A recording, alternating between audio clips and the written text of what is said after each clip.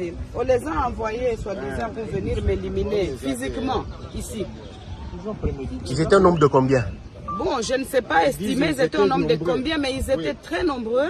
Les images, les quelques images qui ont été prises vers la fin, quand ils ont commencé à les maîtriser. Mais sinon, ils sont venus très nombreux. Il y a quelques images qui pourront témoigner de cette attaque. Hein. Et ils ont voulu commencer à jeter des cocktails pour d'abord brûler tous les véhicules qui se retrouvent ici à l'extérieur de la parcelle. Et puis, avec intention de forcer le portail pour rentrer jusqu'à l'intérieur de la résidence. Et en résumé, moi je dirais que tout ceci est la conséquence de la violation du périmètre sécuritaire de la résidence du président honoraire de la République démocratique du Congo, Joseph Kabila Kabange, qui, selon moi et pour moi, est et restera le père de la démocratie de ce beau et grand pays, la République démocratique du Congo. Nous allons résister parce que nous sommes dans notre pays. Nous sommes nés ici, au Congo. Nous avons grandi ici. Nous avons étudié ici. Nous produisons jusqu'aujourd'hui ici au Congo. Je ne sais pas si c'est ce genre de bandits qui peuvent nous convaincre d'abandonner notre pays et notre population. Non. J'interpelle le président de la République actuel. J'interpelle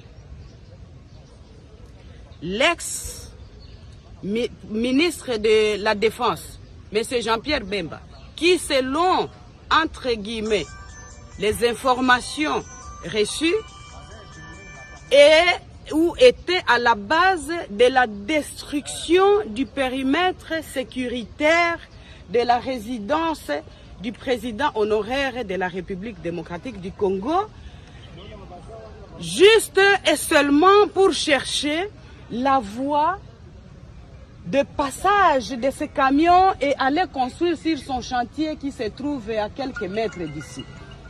Vous voyez maintenant les résultats de ce que vous avez cherché. Vous êtes content. J'en profite pour demander à Dieu, mon Seigneur, et faire les vœux que, mon Dieu, tous ceux qui veulent du mal à mon mari, à sa famille biologique, à ses enfants, sa famille politique, et de surcroît au peuple congolais, parce que le président Joseph a beaucoup de gens qui espèrent en lui. Je vous demande, Seigneur, dans votre justice, de vous en occuper, parce que il a mal fait de rendre certains importants. Il a mal fait peut-être de valoriser certaines personnes qui, de leur vie, ne pouvaient jamais imaginer même porter une veste et avoir le respect qu'ils ont aujourd'hui. Je suis personnellement contrariée et choquée de voir que l'on envoie des missions entières, puisque ça c'est la deuxième fois que l'on vienne attaquer la résidence pendant ma présence ici, et même quand nous sommes absents, parce que nous sommes libres de nos mouvements. La deuxième fois qu'on vient attaquer, je suis là, pour, soi-disant, la mission de m'éliminer physiquement. Personne n'est éternel sur la terre de Dieu. Nous sommes tous locataires. Mais en attendant,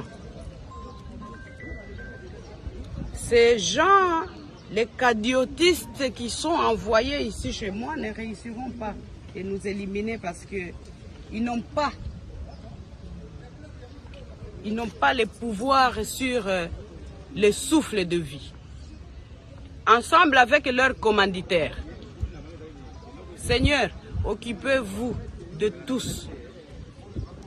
Parce que moi je crois et j'ai la foi que la justice divine va faire son travail. Voilà.